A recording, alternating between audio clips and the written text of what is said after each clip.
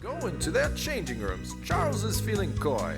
Others are thrilled with the look, but Charles is quite unhappy. Let's try this again. Yeah, this is snappy. Some are confused. They just don't understand. Charles, now Charlotte is certain. Ariana's her biggest fan. Some might keep their distance, but others will come around.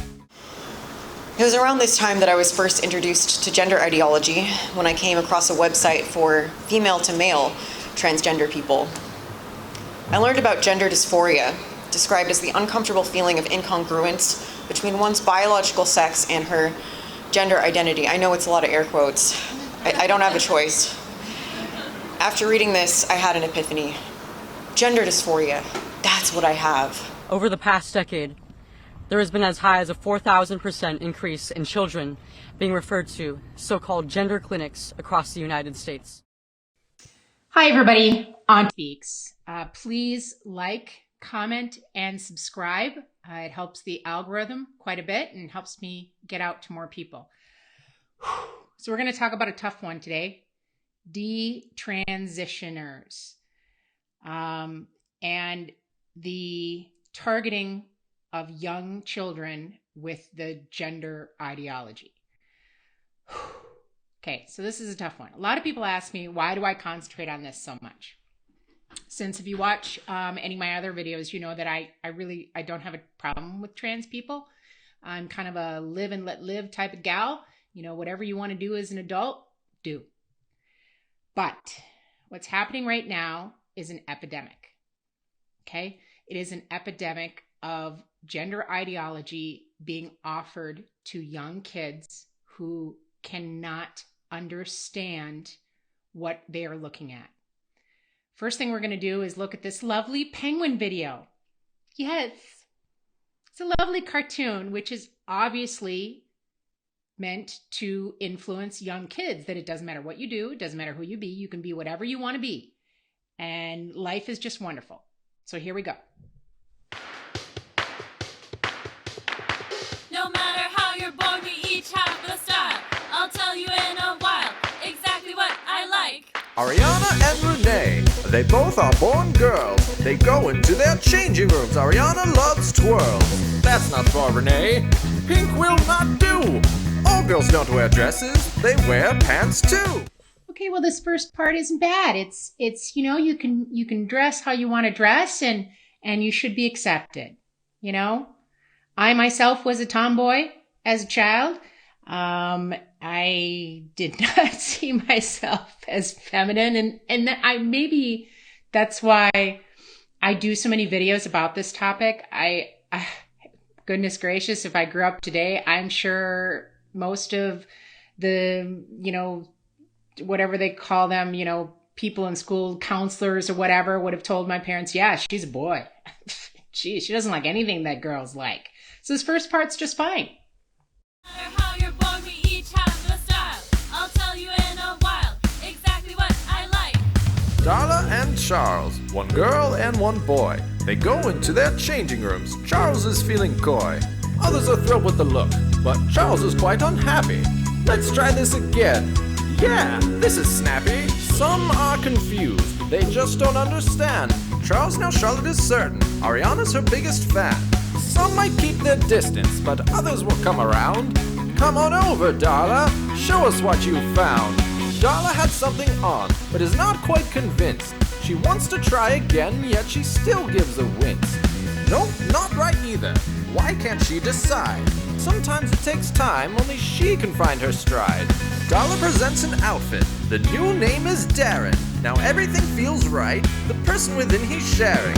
When you put it on, you do a little groove. You know you've got to move. That's how you know you've got it right. This is me, who I am. Okay, here's where we get to the nitty-gritty.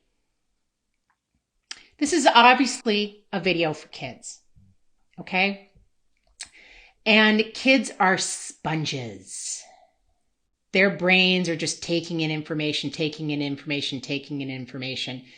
And whatever you tell them, they will believe. Goodness gracious, they think Santa Claus is real and they think they can be dragons. So anything you tell them, they will believe. So if you show them a cute little penguin video where everything is just fine. And if you're a girl, you can become a boy, and a boy, you can become a girl. They're going to believe you. And it's going to lead to some very, very bad things. I'm Kat, and I'm a detransitioner. When I was 13, I didn't want to be a girl. My body rapidly morphed into something I didn't recognize. Weight gain, growth of my hips and breasts, and stretch marks made me feel like I was wearing a costume I couldn't take off. Boys now ogled my chest or told sex jokes in front of me. Girls I was once friends with ostracized me. Adults made comments about my body and how it had developed. To escape the discomfort, I turned to watching anime and perusing online forums. Age 13. I've mentioned this in many other videos in the past. Women are incredibly uncomfortable with their bodies, especially when they're going through puberty. Most of my audience is men, and guys, you don't realize, unless you have a daughter, our bodies rapidly change when we're young girls, and most of it is icky and uncomfortable, and people treat you different. And I believe that is the reason why most of the trans movement now is young girls. It was around this time that I was first introduced to gender ideology when I came across a website for female-to-male transgender people, leading me to believe that complete sex change was possible. I could be a man, and I had been right. My body was the problem. This was back in the early 2000s, so it wasn't so easy. I was not affirmed by my parents, teachers, peers, or my pediatrician. But I never stopped longing for life as a man. If I was a California teenager today, my delusion and self-hatred would have been affirmed. I would have been told that yes, my body was the problem. I would have been offered puberty blockers, which could have led to permanent effects like osteoporosis, stunted brain development, infertility, and lifelong sexual dysfunction. That's a tough story. That is a tough story, but with a happy ending. Happy ending. She detransitioned, and since she started her journey in the 2000s, roadblocks were put in the place of what we have today. People questioned her. They dug in to see if this was right instead of affirming. Now a 12-year-old or a 13-year-old says that their young girl says that they're a boy. They're said, great, here's some puberty blockers. We can stop all those icky things that are happening to your body right now. Does that sound good? Does it sound good to stop all those icky and painful things that are happening to your body? Let's look at one more story that does not have such a happy ending, because this young girl transitioned later in the 2000s. I was one of these children. My name is Chloe Cole, and I am an 18-year-old former transgender child. I transitioned from the age of 12 up until 16 when I realized it all was a lie. My story is a cautionary tale. Children and parents across the country have been caught off guard by gender ideology. Discussions about transgenderism and gender identity went from being a relatively benign social oddity to a doctrine that has invaded nearly every academic, medical, and educational institution, seemingly overnight. How did we get to this point? How did we get to the point where nearly every pediatric institution in the country considers it best practice to remove the healthy breast tissue of children while administering drugs typically used to chemically castrate high-risk sex offenders? Raising these important questions is not bigoted, and the refusal of activists to give straightforward answers should be seen as a major red flag. Yes. Yes. Our questions are valid. Our concerns are valid. It does not mean that we're transphobic, especially when you're talking about children. And it should be a red flag that thou dost protest too much. People across the entire political spectrum who believe that this practice is morally wrong have been told that they are fascists or bigots for even questioning this atrocity. Others have been convinced by self-proclaimed gender specialists that this is the only treatment that will not end in your child committing suicide. I believe Americans deserve to know the truth about this radical and perverse ideology, marketed as necessary and life-saving healthcare. I was only 12 years old when I told my parents that I was a boy. Like many parents in that situation, they didn't have a clue what to do. They were scared and desperate for answers. They wanted what every parent wants for their child, for me to be okay and thrive. At 13 years old, on the advice of so-called medical professionals, I was put on puberty-blocking medication, and only a month later, I was given my first testosterone injection. Puberty blockers at 12, and after a month, when she was 13, she was given testosterone. I want us to all think back to what we were like when we were 13. How stupid were you? How many dumb things did you think up and do? Imagine making the decisions for the rest of your life at 13. The gender clinic presented my parents with the classic false dichotomy regarding children with gender dysphoria. Would you rather have a dead daughter or a living son? Given these options, what loving parent wouldn't choose to transition their child? Scared for my life, my parents were prepared to sign anything the doctors asked. This was not informed consent. It was a decision forced under extreme duress. At 15, I went under the knife for a radical double mastectomy, the kind that breast cancer patients get.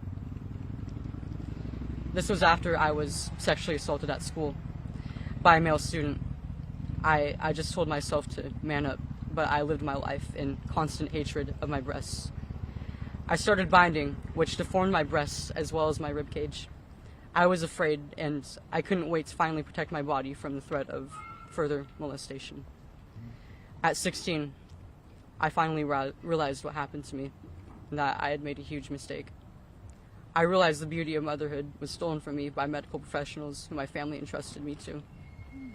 I realized after maturing a bit more that a child does not in fact know who they are at 12 years old. I realized that I wanted to be what I always was, and forever will be, a woman.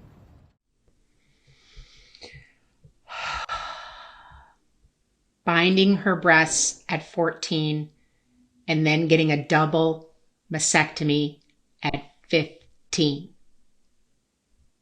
Where were the adults in the room?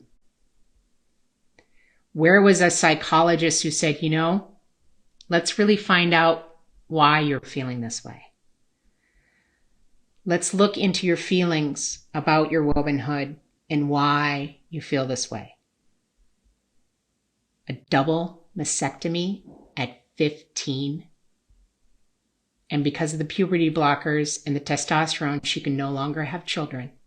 She made those decisions at 12 and 15. I want you to think about that for a second. The big question still remains. I was a 12-year-old introduced to the idea that they could do something as ridiculous as change their sex. I was and still am the type of kid that never really fit into social norms. I was a tomboy, I was shy, I didn't socialize easily. At 11, I made my first Instagram account.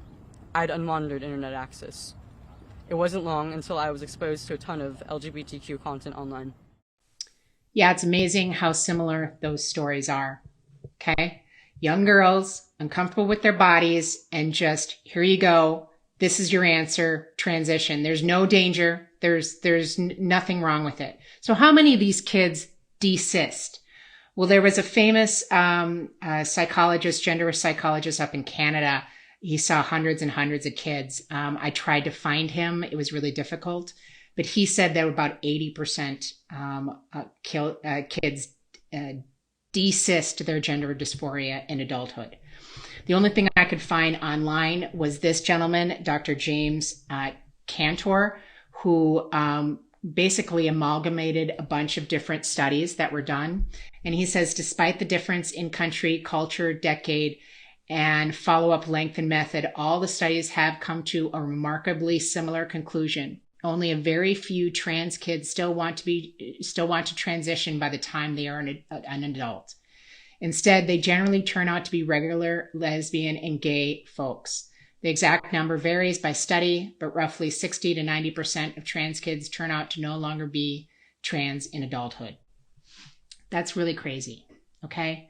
I'm going to put a link below to this. I don't know this gentleman, but it was really, really tough to find non-biased information. Detransitioners are out there. Here's some Google searches. Yeah, lots of them. Okay. Okay. I want to start a new hashtag. Hashtag, if you can't smoke, you can't cut off your breasts. Okay, guys, like, comment, and subscribe. Please share this video. We do need to get this information out here. We need to change some laws so that a 12-year-old cannot decide to transition. They cannot make that decision. Thank you so much. We will see you on the next one.